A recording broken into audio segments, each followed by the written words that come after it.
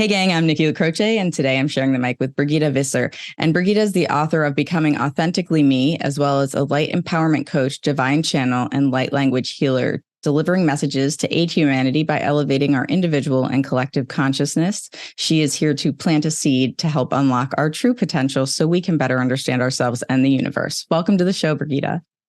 Thank you so much for having me, Nikki. Yes. So you and I were just chatting a little bit before we hopped on here about really breaking bad patterns, breaking cycles, bringing forth the good things in our life through the power of manifestation. And that doesn't just sort of start, that's not really where the journey starts, right?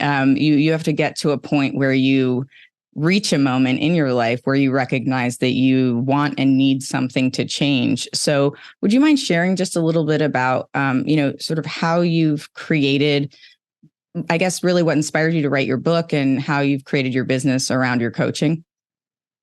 Oh my God, that's a very broad question. Well, it's a loaded question. Take it wherever you'd like it to go.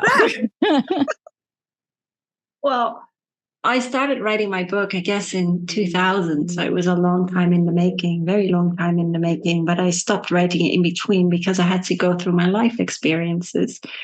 And I mean, in a nutshell, yes, I am a healer, but I'm still healing myself every single day, Mm-hmm.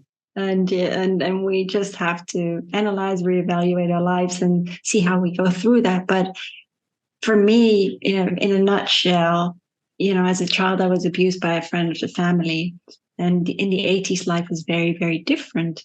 And compared to what it is now, people are far more open. But I kept that in. I mean, I was about like 10 years old, 11 years old.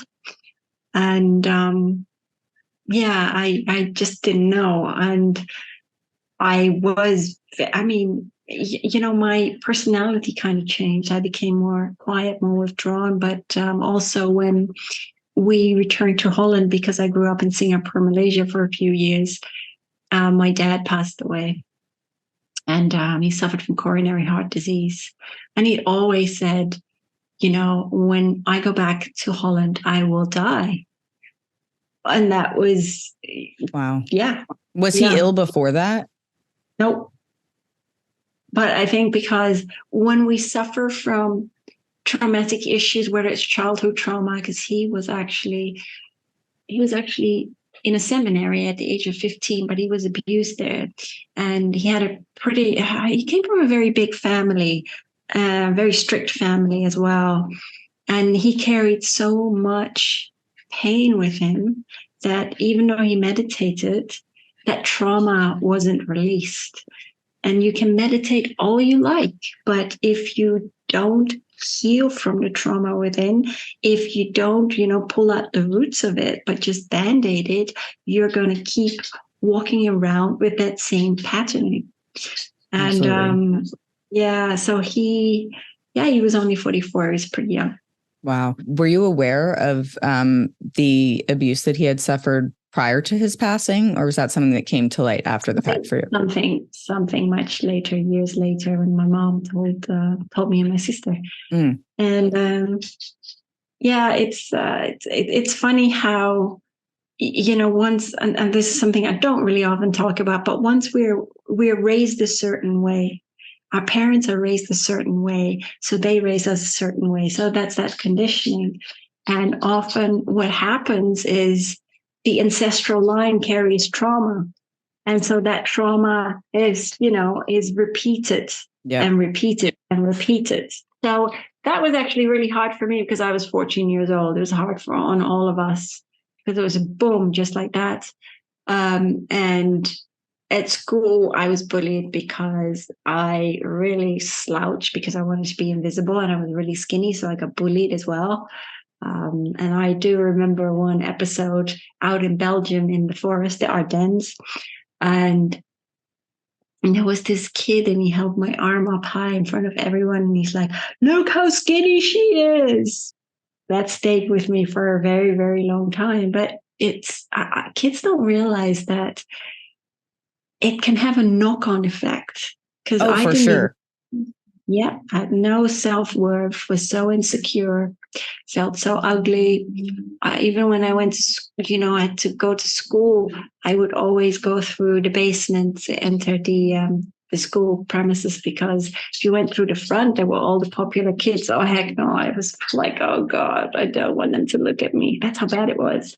Oh, that's heartbreaking. And I understand in some way because I was bullied growing up a bit, and it's coming to light now in therapy after 5 years of it that a big part of what allowed me to end up in a really toxic and ultimately abusive relationship was my lack of self-worth that really stemmed from the lack of belonging and lack of acceptance and understanding that I felt as a child. So I can certainly understand how those things would impact you.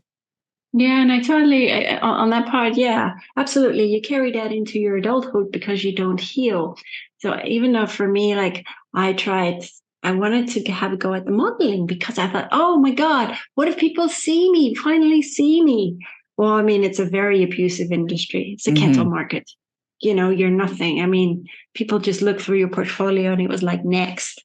I couldn't even live of it. I would have lived under a bridge, So, and at the time, there was a lot of sleeping around going on, and I was just not thick skinned enough. And so the agencies didn't really like me. And even as I got older and I went to agencies, even in New York, it was like I was rejected time and time and time again. And that was really tough, but I just kept going because I was like a chameleon. I mean, I was bartending, I was hostessing, I was doing promotion work, but that is who I am. I don't care if you put me in the middle of the Sahara, I will still find work because that is just the mentality that I've always had. And yeah, I guess in some ways I'm just a survivor. Well, that's exactly what I was about to ask. Do you feel like that's a survival mentality? It was a survival mentality because in all of that, I mean, I had my stint with drugs, and when my stepdad passed away, and I could sit here and say, hey, you know what? I was with the wrong crowd, but actually, no, it was my responsibility. I mean, I took too many E's one night. I suffered memory loss, and that was kind of like a wake up call. And it was boom. After that, I was done. But when people say, "Oh, but why do you do drugs?" or "Why are you addicted to?" or people have an addiction, and it's only because it's a form of escapism. Don't judge them for it. It's like they need to understand the root of the problem, but often it's so painful that they either drink themselves to death. My friend did that a few years ago, quite literally, and or drugs. It doesn't matter what your vice is. It's like, why do you do it? Why do you keep running from yourself? And I always call that playing Houdini with yourself. And trust me, Nikki, I did it, but I did it in a different form. I did it by working my socks off. Yeah. And two, by starving myself, because these were things I could control. I was just trying to escape the emotions that were pressing down on me. And I wouldn't say that I was depressed. I work with the many ascended masters, but also Archangel Michael. And he always goes, depression, it's really about stuff that's pressing on your mind, but also pressing on your heart. And basically, in one sentence, you can sum it up. You've shot your mind to hell, because that's exactly what you've done. Because everything stems from the mind. That's where we create everything. That's where we concoct everything. And that's how we manifest stuff. I appreciate that you brought in your experience with really addictive patterns, right? Because to your point, it can be drugs, it can be alcohol, it can be, like you said, pick your vice. But overworking ourselves is such a pattern of behavior that many people would probably walk around saying that they don't have to address certain issues because they are avoidant in a way that is sort of acceptable from the perspective of society, and that you're a workaholic, right? But there's a reason that we have that term, because it's toxic for our behavior and the way that we show up in the world. And if you keep using that as a way to avoid or confront the things that are rooted in your soul, that you're afraid to deal with, then you're going to, as you pointed out, to continue to perpetuate those patterns. And part of what you're also referencing is the importance of self-awareness and the recognition of those patterns, because being avoidant for a really long time, I think a lot of people like to believe that they don't actually have the problems that they have. And so when you are sort of standing in front of the mirror, so to speak, literally or figuratively, and being like, what's the deal? Like, what is it that's really holding you back from being who you need to be, who you can be? It requires us to let that guard down. And it's a really powerful transformation to experience that. But it is not just, all of a sudden you've come to this realization and everything's fine. It is so many highs and lows on that road to getting to who you are. And to your point earlier, is that like we are all still healing because we're trying to navigate things as they arise on that journey as well. Yeah, absolutely. And more to the point, when you were talking about toxic relationships, I was the same. I rolled into toxic relationships because I had no self-worth. And I was I was such a broken bird. It was like, said on my forehead, looking for another broken bird, looking for another broken bird. Are you broken? Yeah. And so that's exactly what I attracted. Only because we are all mirror reflections of one another. In a way, we're all teachers of one another. And there's a lot of beauty in that. We don't always see it when we are right in the middle of a challenging relationship or an abusive relationship, but we allow that. And, we each have a responsibility for our own lives. We're not responsible for the other person. We cannot bend over backwards. It's something that I did. I allowed myself to be a doormat. I was really trying to save them and make sure that their life was okay. But at the end of the day, look what happened to me. I ended up getting hurt. And you sacrificed your life for somebody else's life. Absolutely. Absolutely. And I look back now, and it took me I'm not saying many relationships because I didn't have many relationships. I had a few, and it was just, and I've been on my own since early 2015. And it's great. I always say, do you know what? I'm like a born again virgin, and it's fine. I'm happy on my own, because the most important thing is that you have a beautiful relationship with yourself. Because if you heal and you accept yourself the way you are, and you return to that acceptance of yourself and that love for yourself. Okay, for me, don't think, woohoo, Brigitte is, she's fine. She surpassed all of that. That's a lot of baloney, because I'm still learning, and I'm also still breaking patterns. I mean, 2023 has been a crap year of learning. That's exactly what it's been. And I'm just like, seriously, where's the sunshine in my life? But more to the point, they're like, yeah, but you can handle it, and you create the sunshine in your own life. You do. Mm. And we have asked for these challenges because our soul craves to skip out of this, what I call this 3D matrix, that created matrix, and it yearns to be free. It yearns to have a better understanding of life, and knows that we are capable of so much more. Yeah. Just trying to navigate through this earthly jungle. And for me, gosh, I mean, I've studied many healing modalities, because in 2009, and that was kind of my turning point, where my ex was a crack addict, and I didn't know that. And he lived with me in Holland. He was from the US, and he landed in bed with the Crips, but he really wanted to get better. But I don't think he was totally ready. He wanted to, but he didn't have a social security for Holland, and he needed that to enter rehab. But he had stolen from the Crips. They held him for ransom. I helped out the police, but I was just like, oh my gosh, I'd never encountered something like that. Never. Oh my gosh. And can I interject for a second? Yeah. I didn't have an exact replica of what your experience was, but I found myself in these situations with my ex, who dealt with substance abuse that was very hidden from me. Like, there was a double life situation happening. And in those moments, did you feel like you were sort of having these out of body experiences, in the sense of like, how is this my life? Like, how is this? Like, I never could have fathomed that this is where my life would be. And now that Yeah. you are beyond it, you can see, like, for me, it was hard to take accountability for my role in that. Yeah. But Mm-hmm. I think that it was really, as horrible as it was, and I don't want to be like, everything happens for a reason, because I don't think that that's the right way to think about it. But I feel like I learned so much from everything that I allowed and everything that I made excuses for. Do you feel like coming out of that experience, you were able to have some clarity around that for yourself?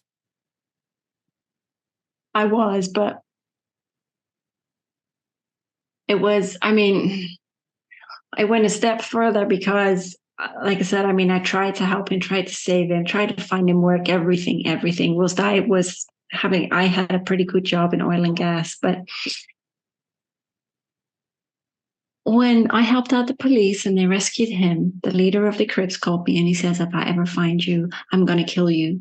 And he's like, if I ever find your partner, right? And he said, you will never find him again because he'll be dead in a ditch somewhere. And that really shook me to my core. I mean, How could my it not? mother had already taken me out of Holland in the space of like 2 days, and I'd rented a property in the UK. But I was just so far gone. I downed a whole box of ibuprofen, and but I woke up after a very restful sleep, and my headache gone. That's all it did for me. And you can say it was a very lame attempt on my own life. And my mom just said to me, why don't you go see a counselor? Because I couldn't go on like that anymore. I really, really couldn't. And I did go and see a counselor. But for me, the counselor just said to me, Brigitte, you know what? You're strong enough. You're going to be fine. And that was it. And so for me, I had to really dig deep and do some soul searching and find I walked the holistic route. So that's why I opted for Reiki. I found a Reiki healer and I don't know, it was just a beautiful experience. I always say that was my saving grace. That was the start of my healing journey because I studied so many healing modalities. And there's one thing I forgot to mention, something I also don't really talk about, but it's just, going through my life, and even in New York where I was rejected in the modeling, people think, oh, well, she lived a really glamorous life. Do you know what? Often I would either share, I had what do you call that? I would have a room to rent, and sometimes there'd just be a mattress on the floor. I'd live out of my suitcase, and I'd just, move around. But that didn't even bother me. And I think one of the things, because I've moved more times than my age, and I'm nearly 50, it's just like, I don't really care about stuff. It's just material. Do you really need it? Yeah. It's like, it's so much baggage that you take with you. But yes, going back to your question, really about my book as well. So I finished I was published a year ago, and that was the right time. But I had to do so much healing in between, and I learned how to channel. I walked through the Akashic Records. The Akashic Records, which for people that don't know, it's going through your past lives. You walk through your past lives with an Akashic Record healer. And it's really, really powerful because you understand the patterns and you understand that other individuals in this lifetime, you would have had a lifetime in the past. And you carry some of that trauma with you within your DNA. And it just blew my mind. It really did.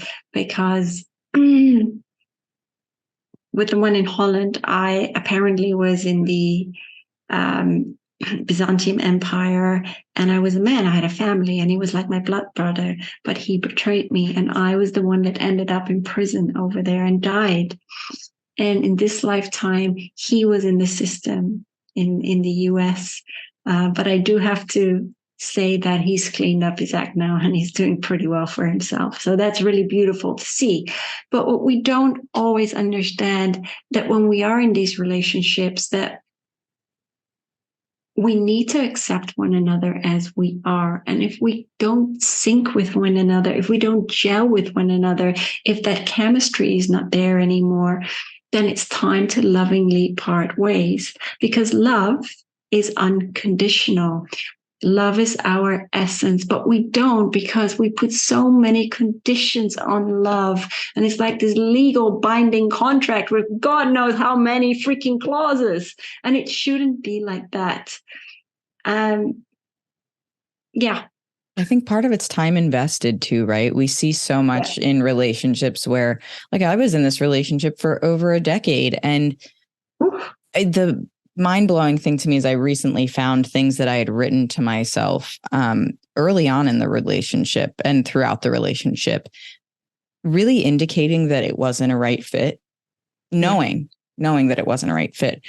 But the other, in the same breath, sort of, or same pen strokes, like that it was me also trying to justify why that was the place that I should be and the person that I should be with. And much like you, like, I had a savior, like the desire to save this person, and not in a way that was like so over, like, I need to save you. It was like, you said something like you wanted them to have a good life. Like, that's exactly how I felt. Like, I want you to have a good life. We deserve to live a good life. And when my life started to crumble as a result of trying to make this person's life better, that's when it really became so apparent to me that, like, this is not right. This is not sustainable. This is not love.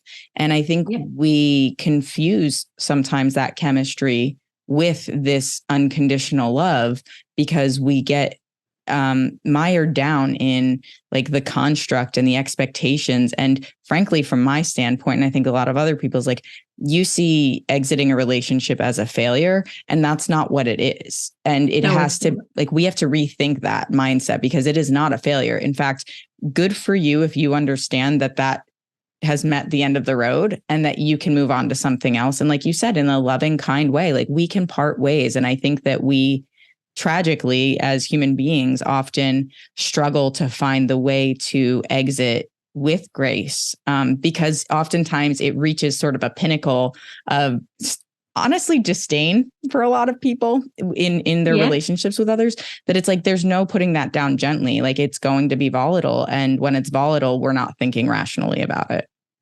No. And what we don't see is that we stump our own growth as much as we stump their growth. Oh, for sure. That's really, really important. I see many people staying together for the sake of staying together, or for their kids, but you're never obliged. It's so ingrained within society. But you know, if you don't sing from the same hymn sheet, it's okay to move on and just be in gratitude that you were in that relationship, whatever kind of relationship that may be. It could be family, it could be any interpersonal relationship, but just be thankful because they've taught you something. And often when we meet people, you know, and they really, it's like they get under our skin. And it's like, oh, but wait a minute. What is this telling me? What do I need to heal? Rather than going, oh my God, I want to strangle this person. Oh, keep on keeping like that. No. Yeah. It's about realizing that. And that is actually the beauty of life. I really, really had to learn, because I was suffering from donkey syndrome. Honestly, I had to learn the lesson a few times. My guides were going, hey, Brigitte, well, that didn't really turn out well. Well, we're going to send you someone new. It's a bit of a different package, different country. Let's see what you do. Yeah. Well, and you're challenged, right? You're challenged to figure it out. And I mean, I see this in my own past. I see this with friends of mine, and you look at it and it's like, we have to consciously make a different decision if we want a different outcome. And it's like one of the biggest things that I've learned in the past several years is, because it feels comfortable doesn't mean it's right, because we can be very comfortable in things that are toxic. And the discomfort, the leaving that circumstance behind or those patterns behind, can often result in discomfort because it's unfamiliar. And that's really is what you need to do to move forward in your own life. Do you find that that's been your experience as well? Absolutely. At dis-ease within ourselves. And we make ourselves ill. And ill is an acronym for imbalanced of love and light, because that's exactly what it is. That's what we've done to ourselves. We've beat ourselves up in the boxing ring and we just keep doing it. And it's like, well, universe is like, yeah, but give yourself a little love, Yeah. We have to make space to do that, right? And it's really hard. Like you're saying, like 2023 has been a hard year for you. And the thing that, I think is beautiful I'm going to try to look at this optimistically as an objective onlooker for you is like, because you know everything that you know from your experiences that you've had, while this might be a turbulent or tumultuous year, you also understand that like there is learning to be done in these moments and that you can hopefully, whether now or in the future, give yourself grace and know that like, this is like one of those coming of becoming who we are moments. And that's really what I think we struggle to give ourselves grace when we're in those really hard moments sometimes. So it's good to know that you have the background and the awareness and you've had the experience to be able to sort of reflect on that, hopefully in those moments that are a bit more challenging. Yeah, that is very true. We become more aware, consciously aware of why we are having these experiences. Yeah. So at that point, you can do something about it rather than huffing and puffing like the big bad wolf, Yeah. And that's the big difference. So I just power through it. And as you know, for many, many months, I manifested going to Spain. So finally, boom, I found what I was looking for.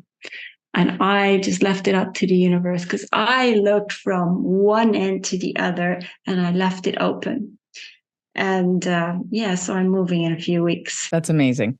When I was out there, I'm going to tell you, there were so many synchronicities that happened to me. I was like blown away.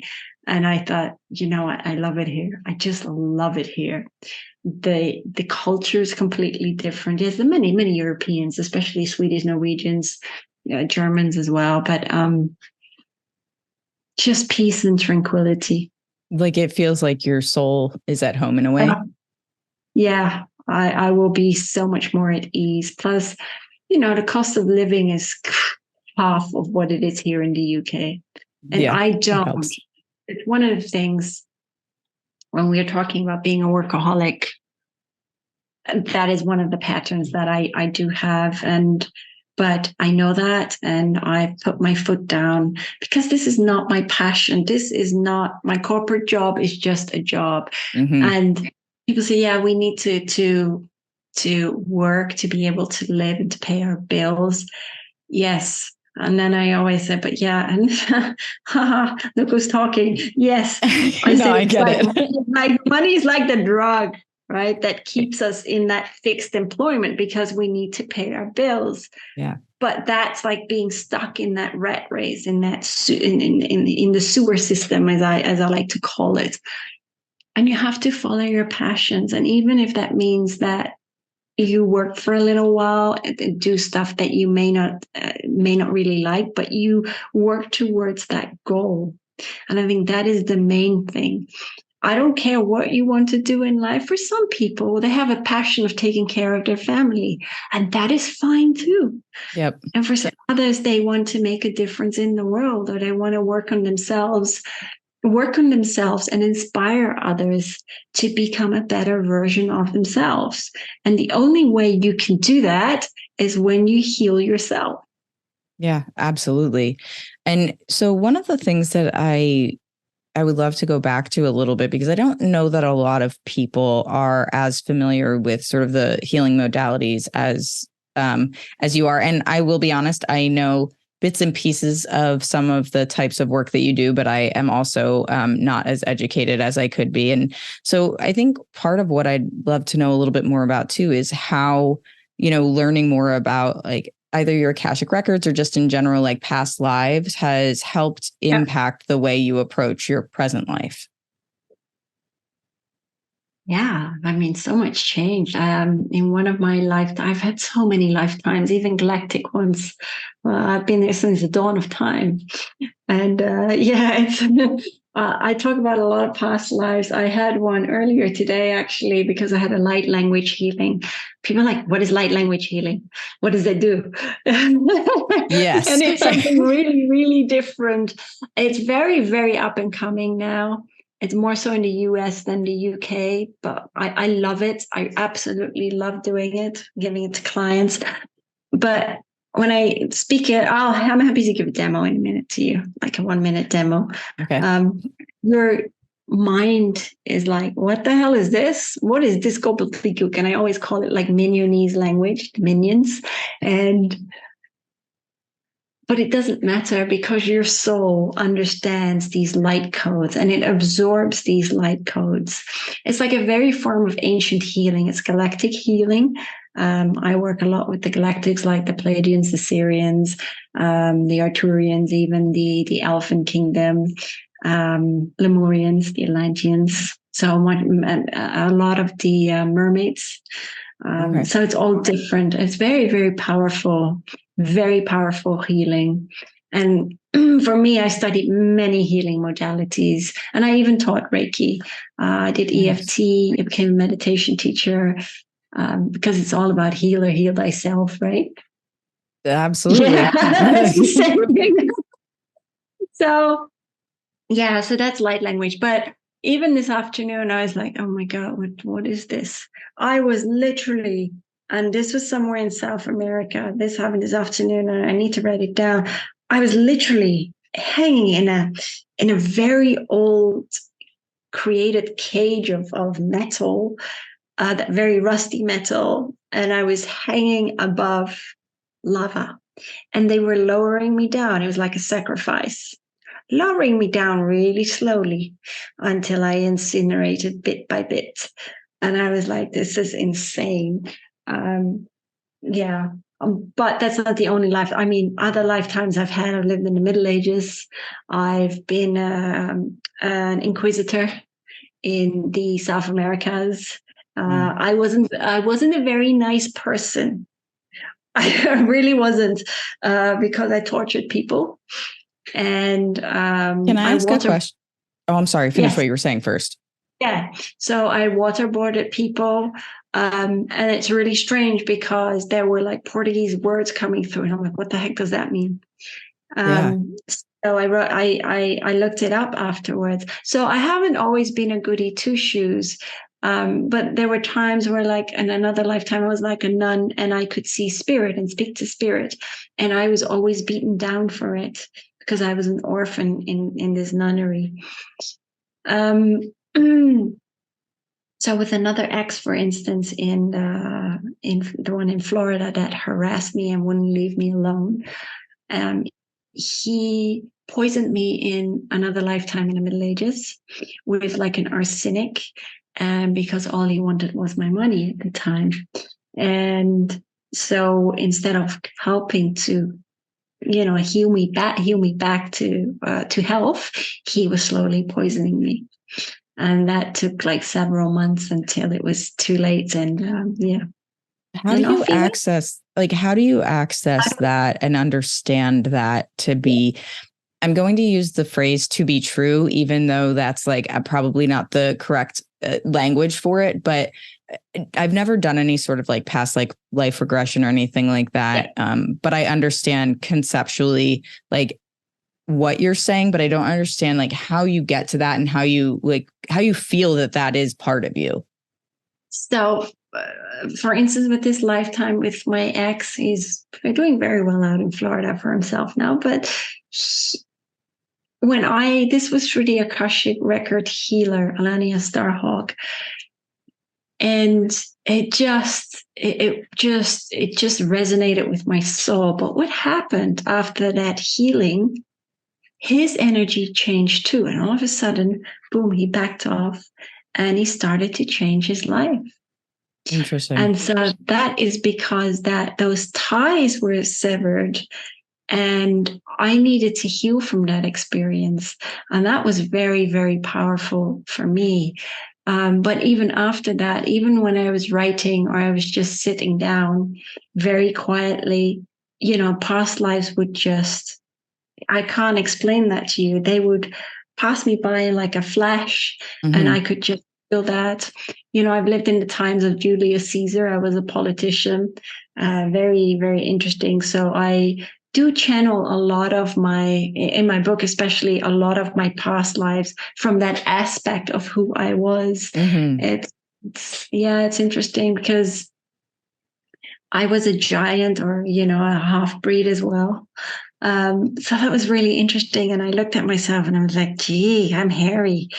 And this is millions of years ago, but I can sit in that essence now. But it took for me to go and see someone to open myself back up. And that was the same with the channeling. I went to a workshop because I was so down in the dumps with this ex that wouldn't leave me alone, and I knew I needed to heal myself. I couldn't go on like this anymore, because at the time, Nikki, I was often on the floor screaming at spirit and crying and just lying there in the dark on the floor. That's how bad it was. And I just thought to myself, I don't deserve this. Why is that? It really, like a lot of people say, why is this happening to me? Yeah, begging for relief. Rather than saying, well, actually, why is this happening for me? What do I need to do to change? Well, I threw it into the universe. And so that's when I started to follow the breadcrumbs. And so I ended up with Alania Starhawk. But it's when she had this workshop, I went to it, How to Become a Channel. And everyone, it was a big group, and they were just sitting on chairs, and I'm an antisocial shitbird, so I was sitting somewhere in the corner. and she did this meditation, and she counted 2, 3, and then back off after half an hour from 3 to 1. Well, heck knows where I went, because once she counted back, that's when I came back into the room. That's how powerful her meditation was with the sound bowls. And everyone's like, oh my God, I saw these ascended masters, the archangels. I got this message. I saw these colors and blah, blah, blah, blah. I saw my guides. Well, I saw jack sugary banana shit. And so I was not happy, not happy. And did you feel like that made you skeptical? Not skeptical. I was crying. So I was wiping the tears with the sleeve of my vest. But what she said at that point was, how she started was she took a notepad and a pen, and all she said to the universe, to her guides, was like, I am ready to receive. Well, that stayed with me, because when the class finished, boom, I was out the door, hopped in my car, went home. And that's exactly what I did that night. And I think because my mind was just so far gone, that I just started to write. And it was amazing. I mean, actually, I was crying tears of joy in my living room, because it was like it was old English prose. And I was like, oh my gosh, this is amazing. I'm really good at something. Yes, I could help. I could teach Reiki, and sometimes I saw stuff, but this was like my niche. And so I started to do this every single day, because it's like going to the gym, or, learning to ride a bike. And finally, I took out my card decks, and I just picked a card, shuffled it, picked a card. And whoever it was, whichever ascended masters, deity, archangel, you name it, I would just sit there with a card and say, do you have a message for me? Or can you tell me something about your past lives? And that would just flow. I didn't use Google. No, I didn't cheat. So that's how it worked for me. Mm-hmm. That's really how it worked for me. And I've loved channeling ever since. Yeah. Yes, life has taken over a little bit, and I'm finishing writing of my second book, which I will finish by the end of this year. That's very much with the Indian deities, and to me, they're all hilarious. They talk about life. Many of the ascended masters do anyway. They talk about life in a fun and loving way. Everyone channels them differently, but for me, it's been so healing to have them along my journey and just look at the flip side of life and just laugh about it, laugh about your experiences, because they're always like, why do you take life so seriously? Yes, we know the quote, why do you take life so seriously? You're not going to get out alive anyway. But we get so absorbed within our experiences that we don't understand the lesson entailed within. Yeah. You know, life is like a game of cosmic evolution. When people are like, yeah, but if life's a game, why are we here? Oh, well, first of all, you're here to return to a love for yourself and everyone around you and all sentient beings. And second, you're here to help elevate the consciousness of Gaia, or Mother Earth. That's why you're here. And this game of evolution has been played billions of years, not just on this planet, but many, many other planets. And it's great because we're all energy. Yes, we're stuck in this organic blob, but we are energy, and we are here to learn to manipulate the energies and create a life basically that we desire. But we've so forgotten that we are energy, that we are alchemists. We're divine alchemists. We can transform anything from that lead to gold. So, you know, taking away the heaviness, transmuting the heaviness, healing, and returning to a far more enlightened version of ourselves. And when we get rid of the gunk that's stuck in our mind, all the hurt and everything, and we let that go, and we learn to love ourselves a little bit more, our life does get better. Doesn't mean we don't have our challenges. We do, but we understand them better, and we can just hop the hurdles easier. Yeah, absolutely. And something that you said about, you know, kind of going through these experiences and recognizing them, for people do take life too seriously. And when we look back at our lives and we see sort of in retrospect things that we took too seriously when we were younger. My wife and I were just talking about this, being in middle school when like that like a breakup was like the just absolute worst thing that ever could have happened to you with this person that you were never going to be with for the rest of your life anyway, or like odds are you're not going to be, right? And it's like, but everything in our being believes that that is the worst thing that could ever happen to us. And then you grow up and you have more experiences and you're like, well, that's definitely not the worst thing that could happen to me. And like, we start to evolve with that. Oh, as you said, the awareness of sort of the criticality with which we should see the events that are happening, right? Even the things that you and I have been through that are deeply traumatic or have been abusive, you know, what that does is that informs our decisions moving forward to be able to say, okay, well, I recognize that and I'm not going to fall into that pattern. And in terms of that kind of relating to the taking things seriously, it's like we have to take ourselves seriously. We have to apply like some sense of, as you said, self-acceptance, self-awareness to be able to move forward and have the life that we want. But like allow those moments of levity, because the things that also got me through those hardest moments in my life were moments of laughter with my friends and family, were those pieces of joy that came out of the absolute rubble, you know? And so I think sometimes it's in those most serious moments that we're forced to look at them with a lighter heart, especially in the aftermath. Yeah. Yeah, I totally agree with you on that. I do. So as we're kind of like rounding out the episode here, I think one of the things that would be really wonderful to understand is the work that you're doing now and how you're looking to help people achieve that higher consciousness. And you've mentioned some of this through your light language healing and things like that, but you have Powerful Soul Healing is your coaching business. Is that the correct way to refer to it? Would you say it's coaching, or is it more holistic than that? More holistic. It's more empowering others to live their dreams. And the only way they're going to do that is by looking at themselves in the mirror and saying, you know what, I'm going to take responsibility for my life, and I want to heal. Yeah, that is the key ingredient.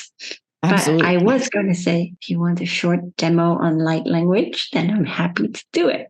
I would love that. Please. I have no idea what light language is, so I am here for it. Let's do it. Yes. So I'm going to ask you, well, before I say close your eyes, is there an intent for your listeners that they want to focus on? Do you think fear or clarity, joy, peace? Let's go with peace. Peace? Mm-hmm. Finding the inner Zen. I call that the Kung Fu Panda. Finding your inner Zen. I love it. All right. So, yeah. All right. So close your eyes.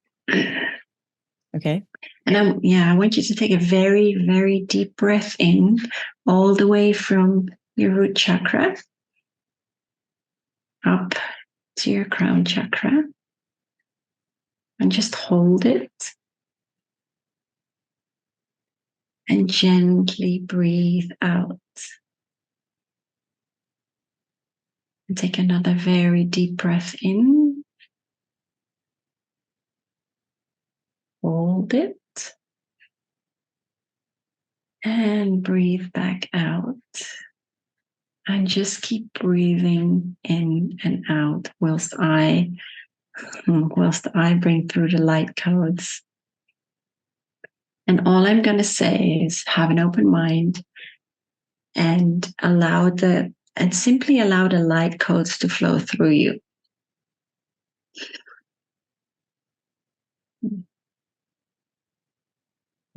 Suhini ke sa anta kini makatasi kini ke tali mikta o shi hahi nisila harini yama kushi titi yama o kushiti yate ki yama ka utiti mala ku ushi yama ushi nikiti ala mi u kushinika ta lui mikita ai u. They're pouring like a golden shower over you.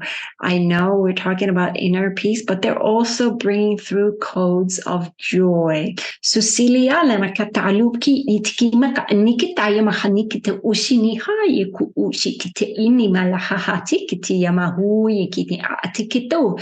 Pisini yamakata nikititi aluyi matiti amoya makatata nene kushikatu i puini niti amalakatu unoini kiti ashikutu yimi ika tushi tukitini mak gulimi kiti shemalaku uimiti hushi hayama huyama hatikiti ushimini and it's like they're saying flow through the waters of your beautiful self and allow for the heaviness to flow back out down into the earth, to allow for the light to permeate back into the cracks of your beautiful soul. Sikinikiti ayamahasukutuyi milikataya masui isiaka ushi nikituyi mahatikiti yama ui nikiti ushikiti isimiya atakayumi. And it's like they're saying you're standing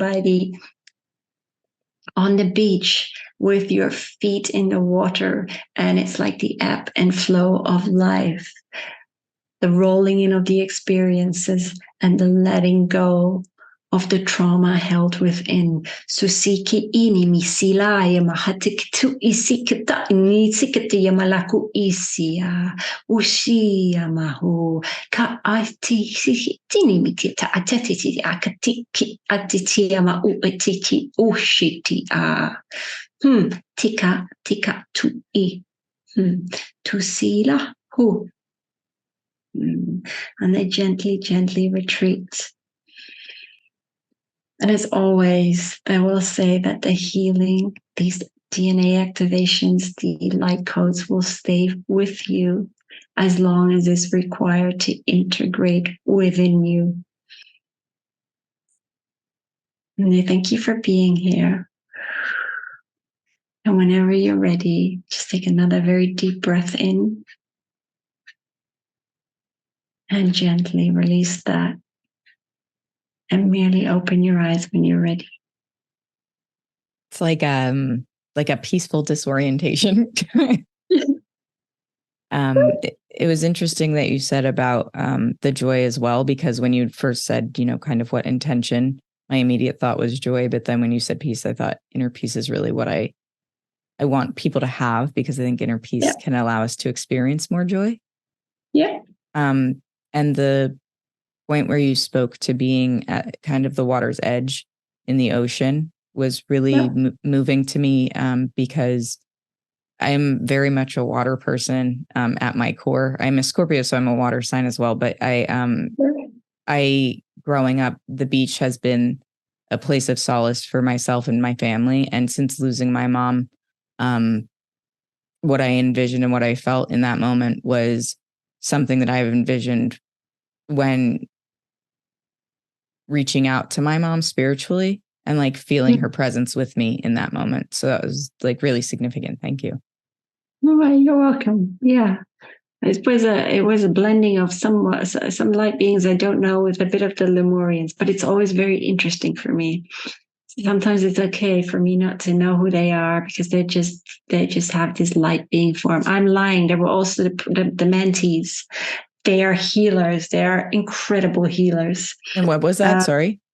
The Mantis. I don't normally work with them, funnily enough, but they're incredible healers.